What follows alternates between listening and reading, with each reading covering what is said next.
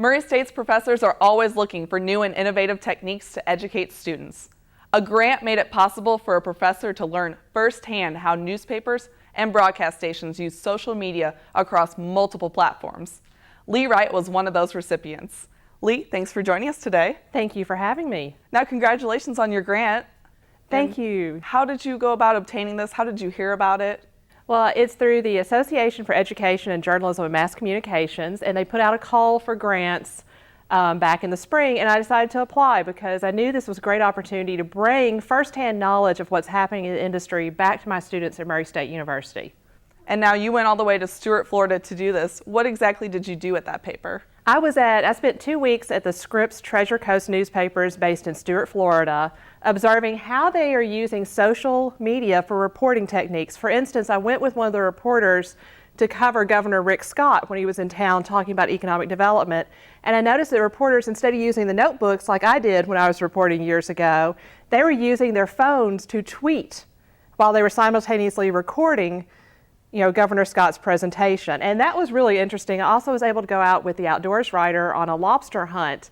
And again, he was taking notes on his phone, tweeting, Instagramming, Facebooking, and Vining all the while. And so I took those elements that I got from working with him and produced a Storify that they then did use on their website. Very cool. And now what part did you especially want to take back to the classroom? What did you find was the most important?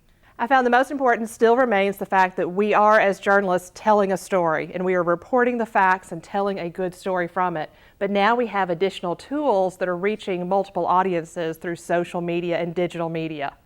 And now, do you think social media is definitely something that will progress and go even farther, or do you think it's kind of hit its plateau?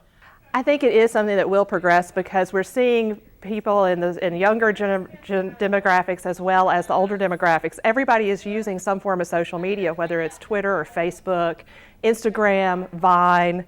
There are new platforms developing almost every day, and I think it will be part of journalism.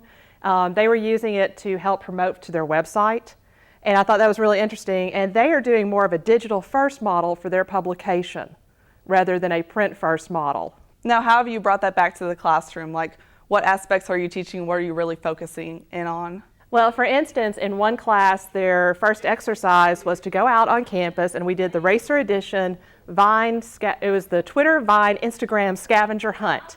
And so I gave them a list of 15 questions to go out and answer the question using these social media platforms, and then they took those social media elements, the tweets and the Vines and the Instagrams, and put that into a Storify. So they were actually writing a story in real time using the social media element. Very cool, very cool. Well, thank you very much for joining us today in studio, and thanks again congratulations on your grant, I should say. Thank you so much.